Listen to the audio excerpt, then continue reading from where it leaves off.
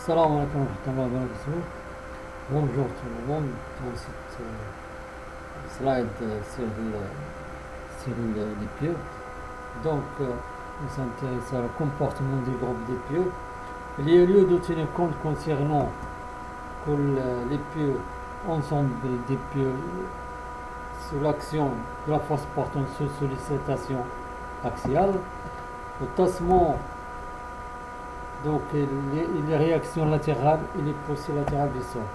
Et encore le frottement négatif. Donc lorsqu'on a un pieu, donc les influences qu'on a sur le pieu, donc on a pour la charge totale est égale à la charge QSN, c'est-à-dire la charge de la pointe, et plus la charge de frottement latéral, moins le poids des pieux.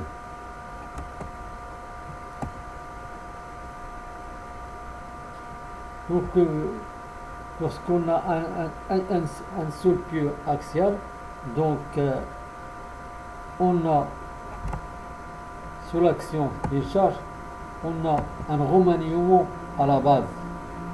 À la base, on a un remaniement du sol à la base, c'est-à-dire changement des caractéristiques physiques, donc de la porosité et du tassement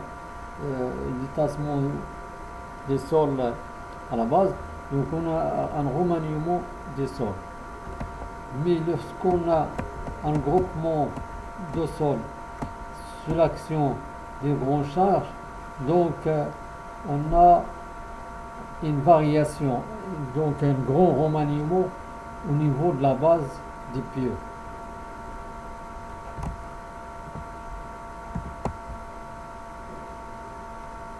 Pour les pieux flottants selon Boyle, donc lorsqu'on a deux pieux sont proches, donc avec un espacement plus proche, donc il y a un contact au niveau de remaniement. Donc on a un contact au niveau de la zone lorsqu'on a quatre pieux sont proches au niveau de la zone centrale. Donc on a une pression des quatre pieux au niveau de cette zone. On a une deuxième zone où on a les trois pieux soumis à une pression à cette zone. Puis on a une troisième zone, seulement il y a la contact entre les deux pieux. Ce qui fait qu'il y a un changement des caractéristiques homogènes. Donc on a des remaniements à la base, des changements des pressions de contact entre les pieux. Pour calculer la capacité portante sollicitation axiale d'un groupement du pieu, donc on s'intéresse à ce qu'on appelle le coefficient d'efficacité CE, c'est-à-dire la charge limite du groupe total des pieux, c'est n fois charge limite des pieux isolés ou d'un seul pieu. Donc on fait calculer la charge limite d'un seul pieu, puis fois n, donc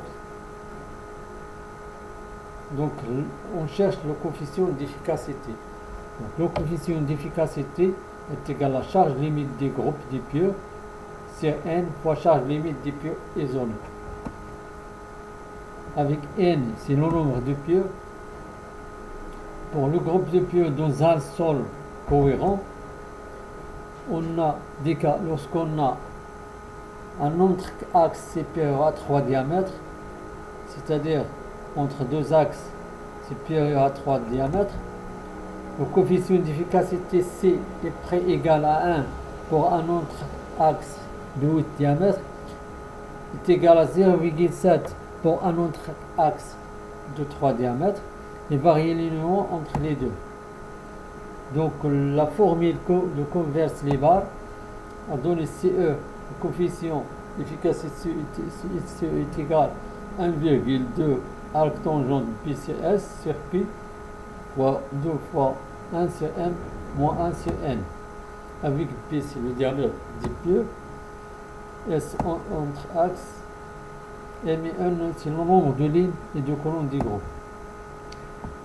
Le deuxième cas, c'est le cas d'un entre-axe inférieur à 3 diamètres. Donc, entre deux axes inférieurs à 3 diamètres. Donc, une fondation assez fictive de périmètre P est égale à celui du groupe. Et de longueur égale à la longueur des pieux. Donc, c'est-à-dire la charge limite pour un groupe de pieux est égale à la charge au niveau de la pointe avec plus la charge latérale ou de frottement latéral.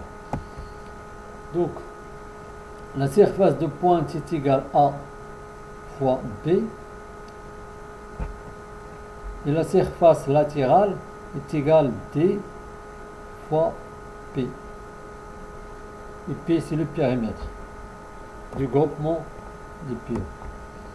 La capacité portante QL à retenir pour le groupe P est alors la plus petite des deux valeurs capacité portante de la fondation massive.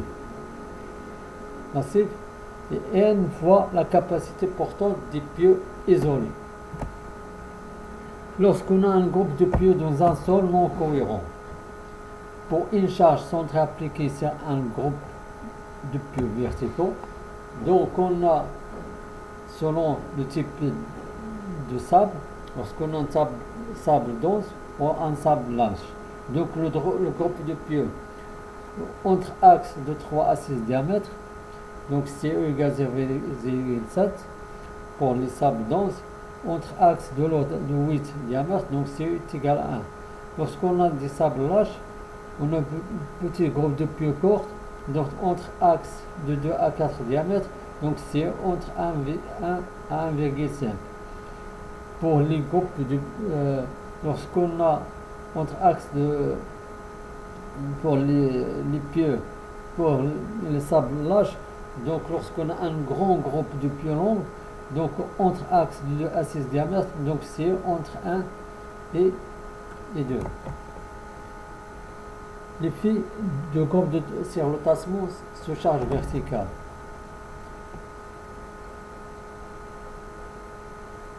Donc CG est égal à C1 fois P plus 1 ensemble N CG de alpha G.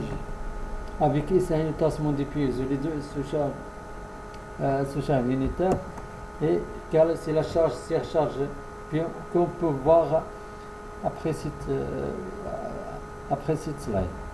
Donc, et alpha G est un facteur d'interaction pour l'espacement. On peut voir cet effet, c'est lorsqu'on va voir le tassement. Donc, le tassement d'un pieu. Le tassement d'un pieu, on a 4 méthodes principales qu'on utilise pour le calcul d'un tassement d'un pieu. Donc, on a la méthode empirique, la méthode de la théorie d'élasticité. On a la méthode de transfert des charges appliquées sur le pied. On a les méthodes numériques qu'on peut utiliser pour les éléments finis. Pour la méthode empirique, le tassement appliqué sur la pointe, donc le tassement appliqué sur la tête est égal, la tête des pieds est égale V0, donc est égal P sur 1000 plus delta L. Avec delta L est égal la charge Q fois D sur A fois OP. Donc delta L est le raccourcissement élastique des pieux. Et OP c'est le module d'angle des matériaux des pieux. Et D c'est la flèche. A c'est l'aire d'une section transversale des pieux. Pour la méthode de la théorie d'élasticité qui est utilisée par fusion, donc le tassement V0 est égal K fois UV sur ED fois P.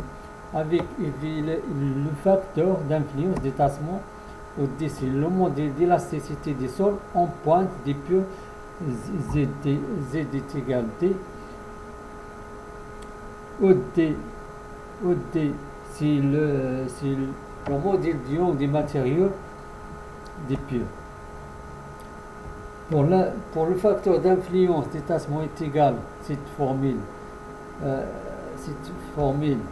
qui est empirique, est égal UV, 4, 1 plus V avec 1 plus sur P fois lambda sur 8, fois 8 sur epsilon 1 moins V fois P fois D fois tangente supérieure et D sur B fois P sur I sur mi fois D.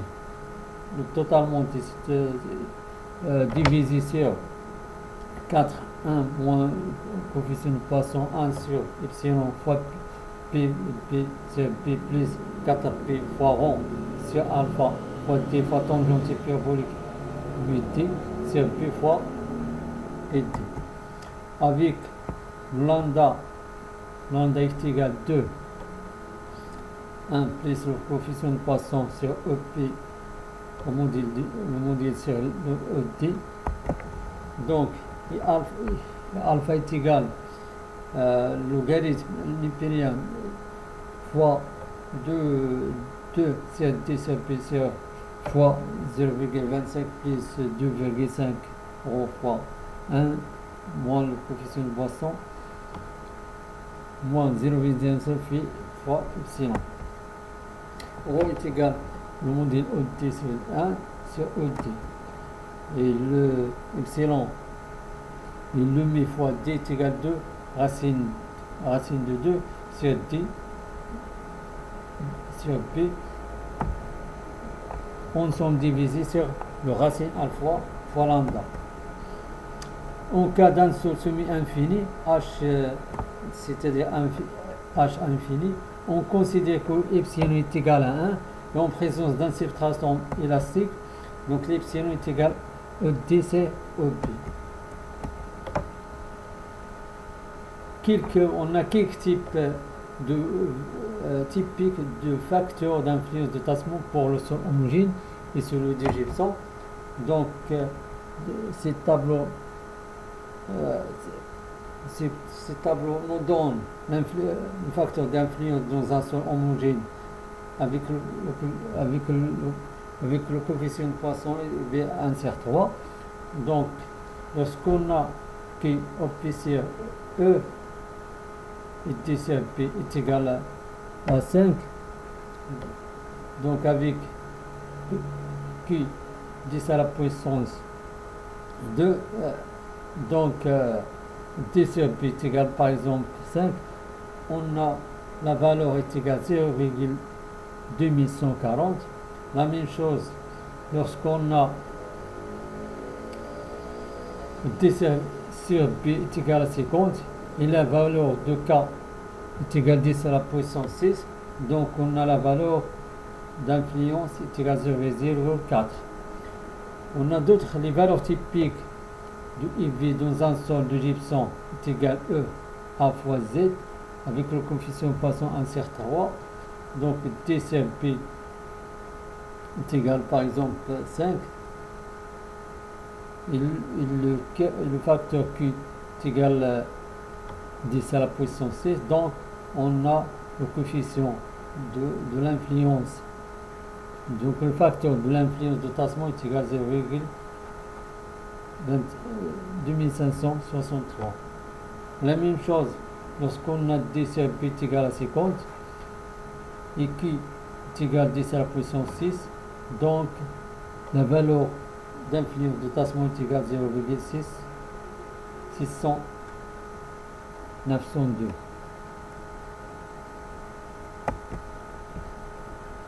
Donc, pour un tassement,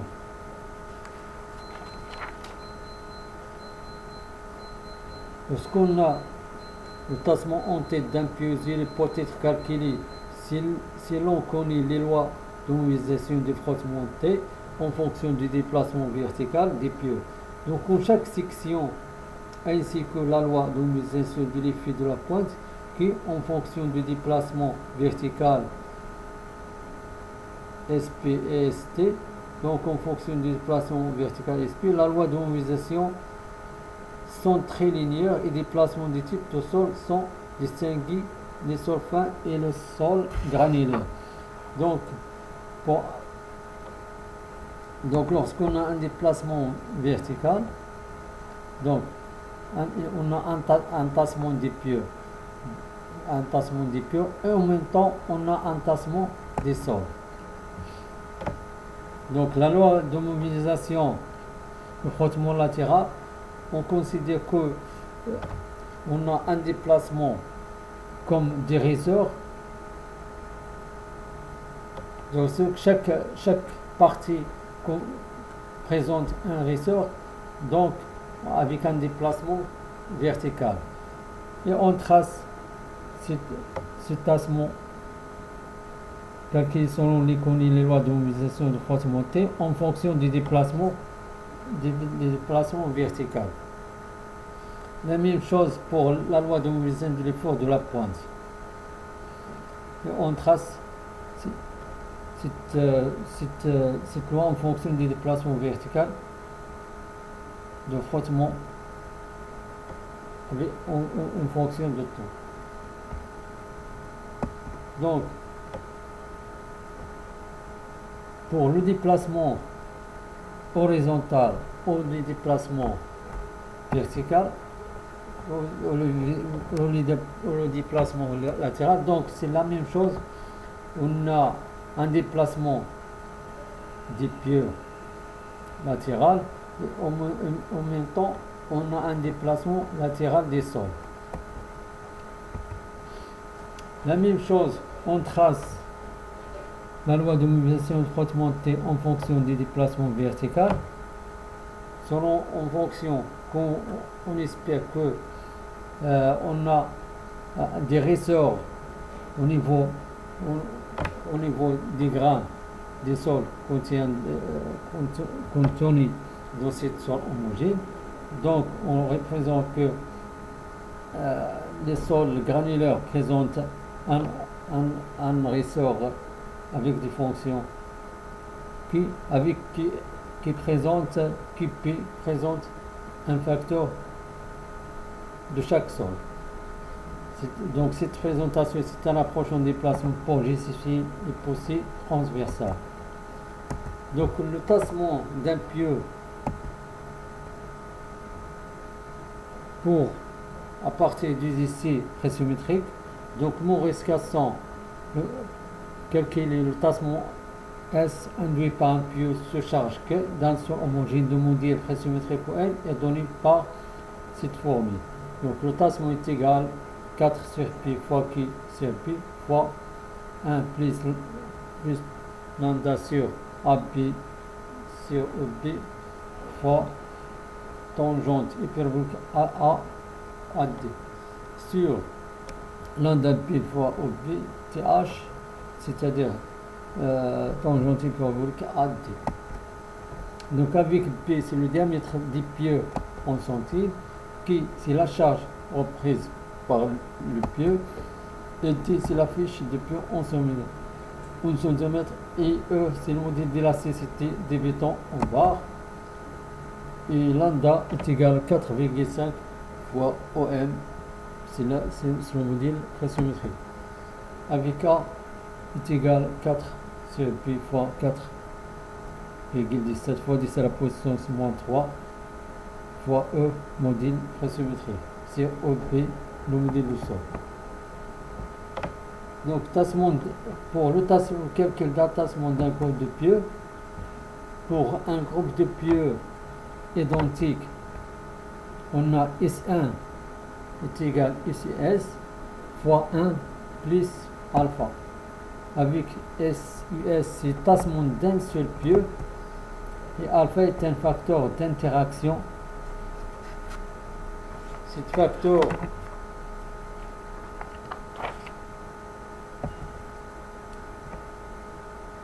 facteur qui a influencé d'autres facteurs, donc sous l'influence de la position de la base des pieux, c'est-à-dire les pieux entièrement dans la couche homogène d'épaisseur,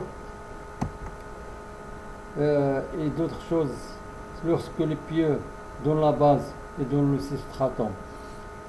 La deuxième chose, c'est sur l'action de la rigidité relative des pieux sols, c'est-à-dire la rigidité est égale Q OP sur E fois OP.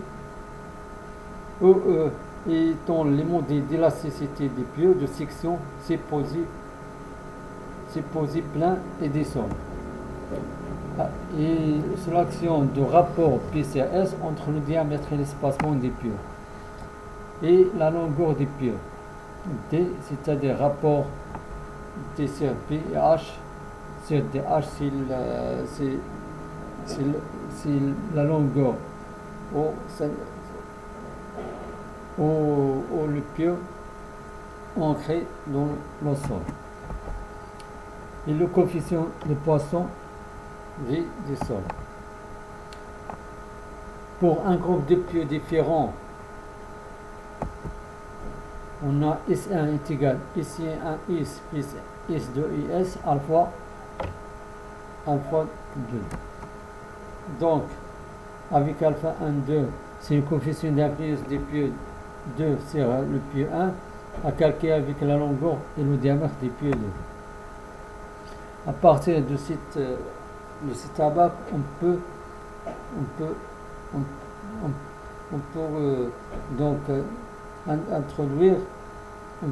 introduire les valeurs de P sur S, donc ce qui nous donne alpha.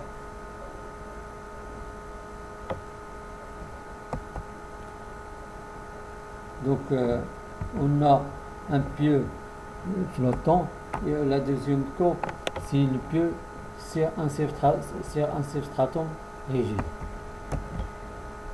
Si les deux pieux 1 et 2 sont différents, donc S1 est égal S1S plus S1 2S avec alpha 1, 2 coefficient d'influence des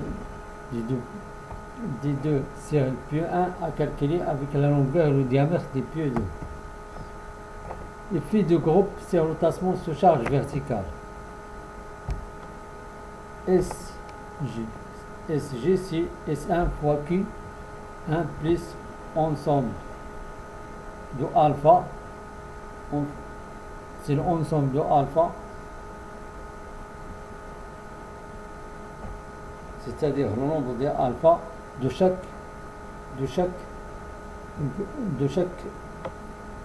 pieu. Avec ici le tassement d'un pieu isolé sous charge unitaire, et K c'est la charge sur chaque pieu, et alpha G c'est un facteur d'interaction pour l'espacement SG. Donc lorsqu'on a des pieux donc ancrés sur un sol, donc la jonction entre un pieu isolé et un poteau est toujours assurée par une semelle de liaison en béton armé. C'est-à-dire lorsqu'on a un pieu donc ancré dans un sol, il est en contact avec une semelle de liaison, il est en contact avec un poteau par une semelle de liaison.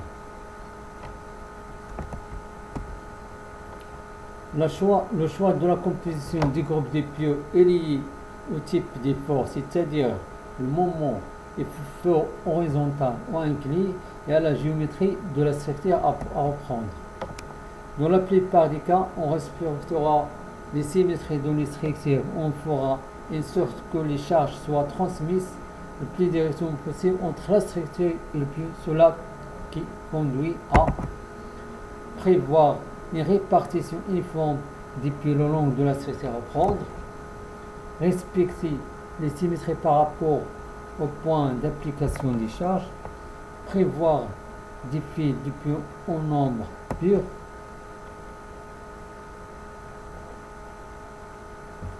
par exemple, lorsqu'on a une vie supérieure, donc lorsqu'on a 6 pieux, donc avec un radier à la partie supérieure des pieux, avec un voile de béton armé, Donc les pieux à la base, donc avec un dalle ou un radis à la partie supérieure, donc avec un voile au-dessous du radis. La même chose, on vit en plan, on a 4 pieux, donc 4 c'est 4, donc on a 8 pieux avec des voiles qui est présenté à contact sur les pieux par un radis ou un dalle. Donc on vit de 3D, donc on a des pieux à la base, on a un dalle ou un radis à la partie au-dessus des pieux, donc il voile à la partie supérieure. Donc on n'a pas on vit total, donc on a des pieux ancrés, dans un sol homogène ou hétérogène.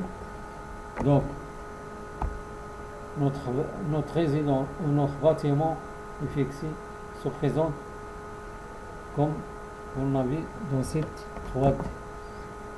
Donc on a le poids de cet ensemble de bâtiment avec un poids ancré avec des pieux sur le terrain.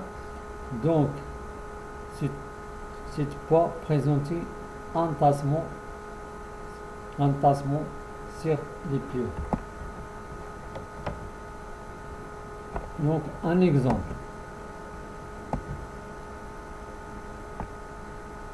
Calculer à l'aide de la méthode de Meyerhof la charge admissible d'un pieu carré en béton qui sera enfoncé par abattage. Les propriétés des sols et la longueur des pieux sont indiquées sur la figure ci-dessus. Donc on a un pieu ancré dans un sol avec une flèche de 15 cm dans un sable dense avec n en pointe est égal à 38 et n moyenne au long du fil est égal à 27. Et on a un tassement au niveau de la pointe et un tassement au niveau de la tête. Si ce pieu-là, avec des dimensions 0,30 fois 0,30, c'est-à-dire 3 centimes. 30 centimes.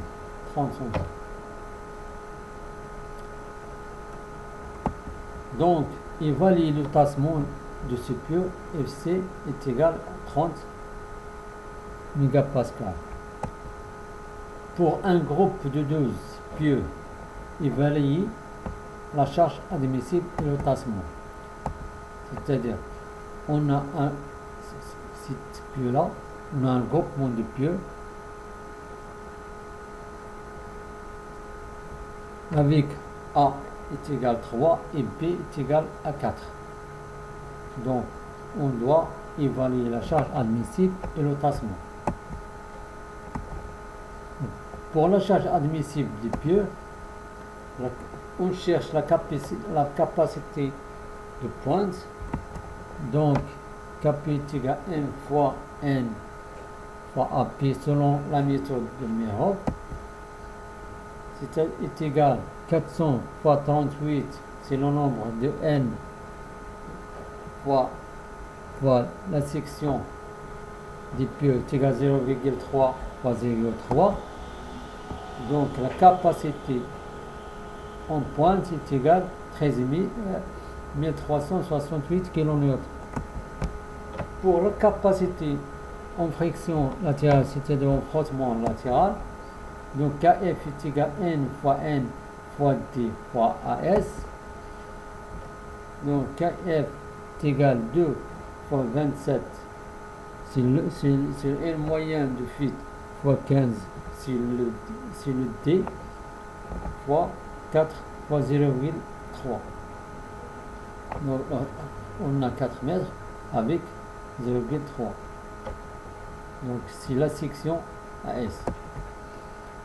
Donc la capacité en frottement latéral est égale à 972.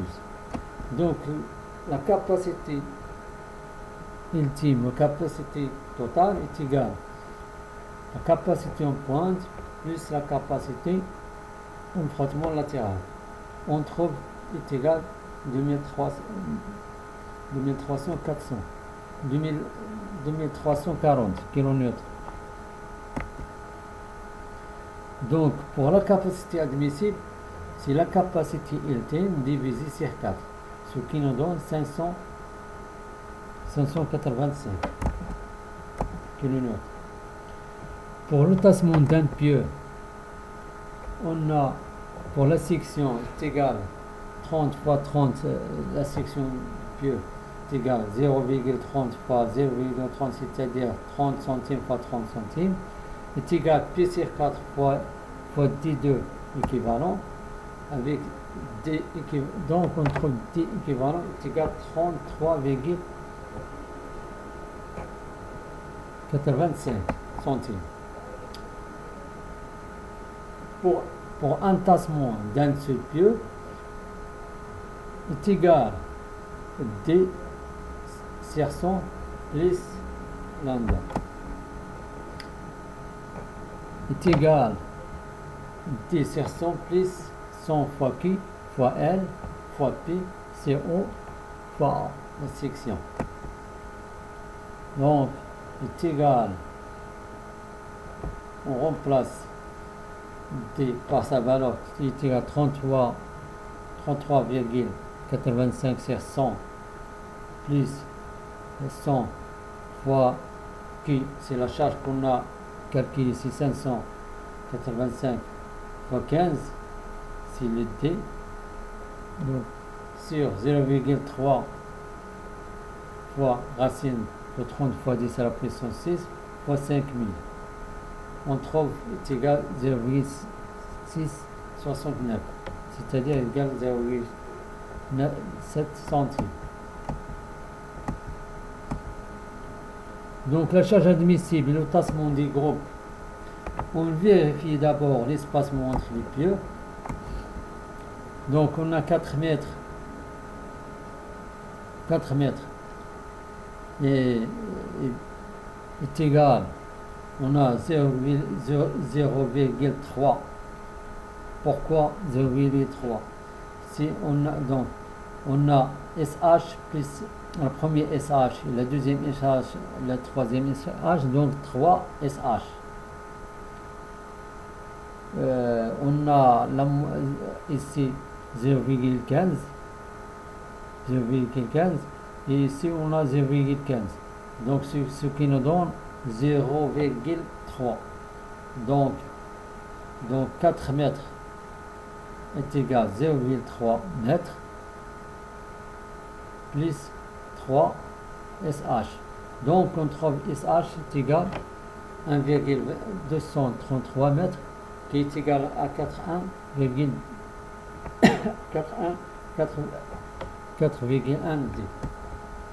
La même chose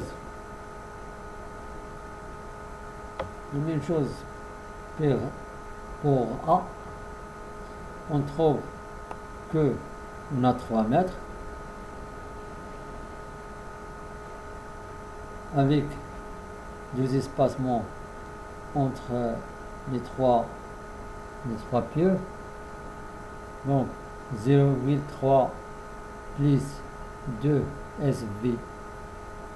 On trouve que SV est égal à 1,35 M, c'est-à-dire est égal à 4,5 D. Donc les pieux travaillent en groupe. Donc K ultime du groupe est égal à K ultime d'un seul pieu fois le nombre de pieux. On trouve K ultime du groupe qui est déjà calculé est égal à 2340 fois 12, ce qui nous donne 28 80 kN. Donc, le cas admissible du groupe est égal au cas du groupe sur 4, ce qui nous donne 7020 kN. Pour le tassement de groupe est égal au tassement d'un seul pied fois racine de P sur Pi est égal à le tassement de groupe calculé. Non, c'est le tassement d'un seul pied fois racine de P sur Pi, ce qui nous donne 0,7 fois racine de 3 sur 0,3385,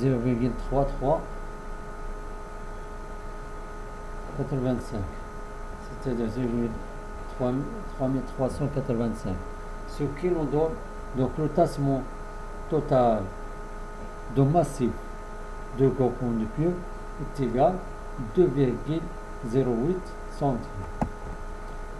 Et totalement, je te souhaite une bonne journée et merci pour continuer dans un autre slide et je te dis au revoir avec un autre temps, Inch'Allah.